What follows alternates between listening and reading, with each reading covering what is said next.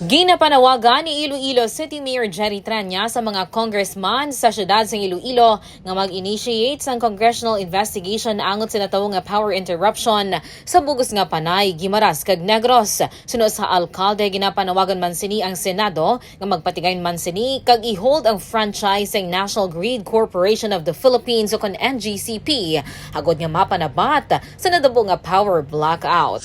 Inisi ka K5 Alex Escalante para sa kampyon nga serbisyo publiko kagalingawan sa Iloilo ang kampyon nga estasyon K5 News FM. This news is brought to you by... Are you experiencing body weakness? Do you have delayed wound healing? Do you feel hungry all the time? You may have diabetes. A powerful duo to help diabetic. Natural way of lowering blood sugar level. Clinica DTX 500 is a powerful duo that combines of ampalaya extract and the sugarcane extract. Clinica DTX 500 stimulates the production of insulin, enhance conversion to energy.